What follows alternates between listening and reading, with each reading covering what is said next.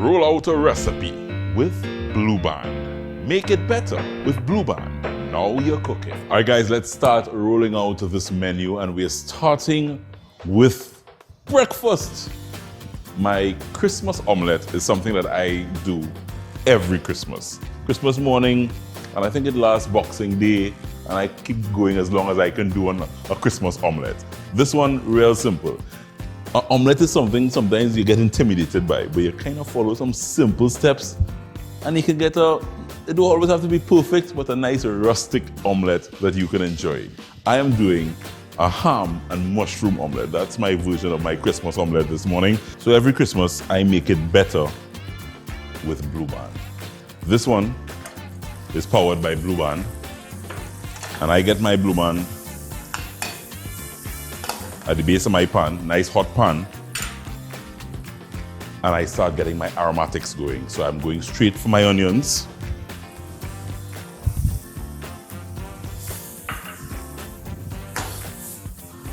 Allow my onions to do its thing.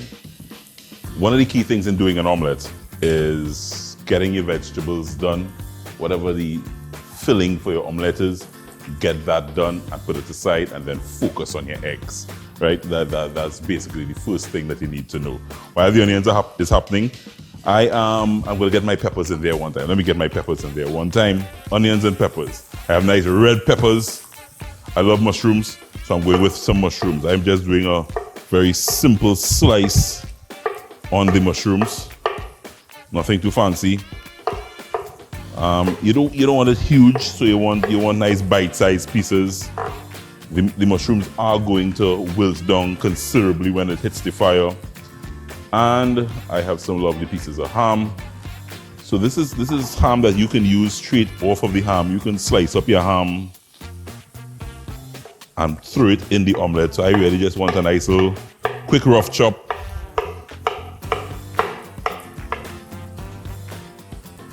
Onions and peppers happening there. Right away, I can get my mushrooms in there now. Seasoning in layers is very important. So you don't want to over season anything here. So I just really want a sprinkle of salt and a sprinkle of pepper. That'll take just a couple minutes to cook down. And in the meantime, I'll get my ham in there. The ham is already cooked, guys. Remember, it's cooked ham. So this ham really just needs to heat through.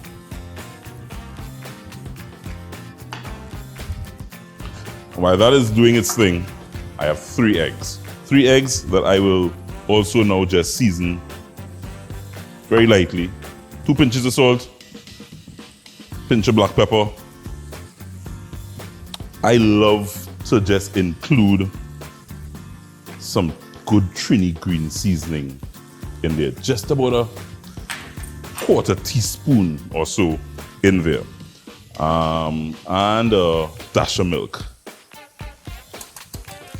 And I get this all scrambled together, whisked up nicely. And my eggs are ready. Check on my veggies.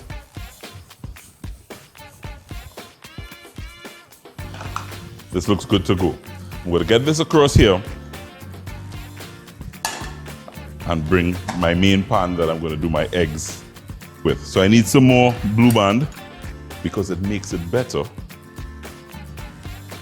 They say you're now cooking when you're cooking with Blue Band.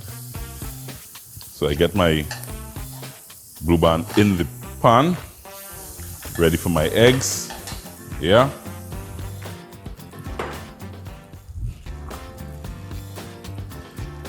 Key trick, you want to start folding nicely. Everybody does it differently. Don't watch the professionals and think you could do the omelette like the professionals. If you're not a chef like me, take your time and just do this nice little folding method. Get the yolk running down. So all you're trying to do here really is get as much of the yolk and the eggs below, so that you want that. That's what you're looking for. At this stage, you can start filling. So I have some Parmesan cheese. You can use some cheddar cheese.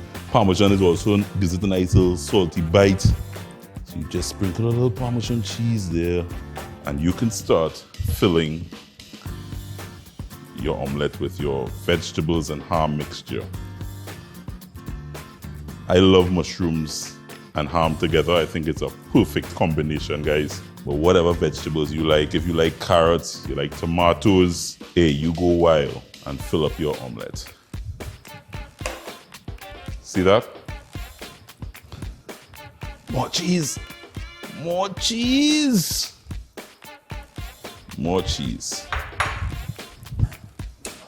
And now, you're ready to get your omelette flipped, just like that.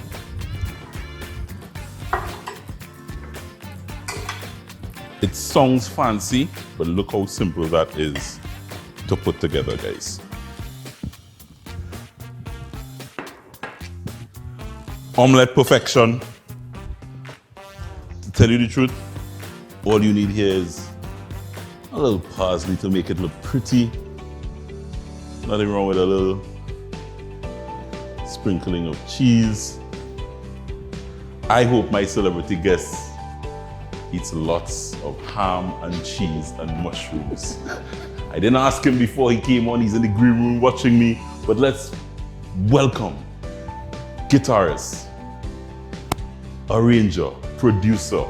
He has done things this year in 2020 that has blown our minds. Please welcome Mr. Kenny Phillips, as he's my celebrity taster today. Asking about the ham late. Yeah. I know my people, you know, and he's a South man, so I know you're a ham man. They're saying I'm looking like a meat mouth. You look like a meat mouth. You look like a meat mouth. Welcome, sir. Thank you for having me, man. Yeah. I'm honored to be to be fed. I haven't fed you, all these years, and I haven't fed you. Basically, how often you come downtown?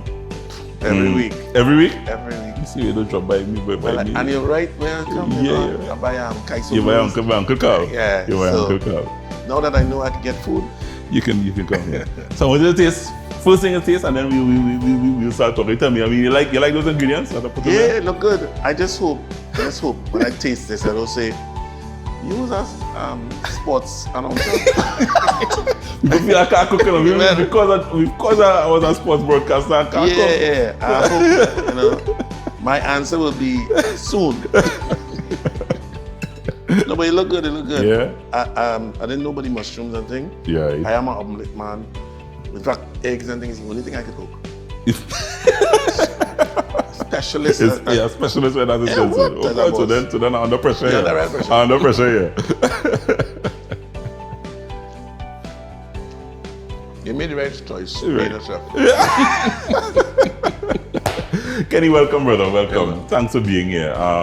When we were going through people we wanted to share a couple with this Christmas season, you came to the top of my mind for a couple reasons. Sure. And one of the reasons I said is during 2020, I think the stuff you did in conjunction with some of our artists who I know was having a difficult time during this year was a mammoth project that I think a lot of the artists appreciated, a lot of people all around the world, not just here in Toronto, but appreciated keeping that artist alive with what you were doing. It was interesting how that started. Tell me. Well, I have a Sunday program with a fellow named DJ Desmond. Tour was very stupid, and they call it the dotish hour. So on the dotish hour, we have a tune for tune. This on the radio. On the radio. On WACK. Radio. On WACK. Every Sunday, we have a tune for tune. And today we might do reggae. Next day we might do, parang, whatever we choose, gospel. And people call in and compliment us. Yeah. And we talk a lot of stories. So somebody turned me on to Fund Me TNT, which is a Trinidad version of GoFundMe. Right. And a bell went off, a light bulb. I said, let me see if this will work with people contributing to us just playing tunes.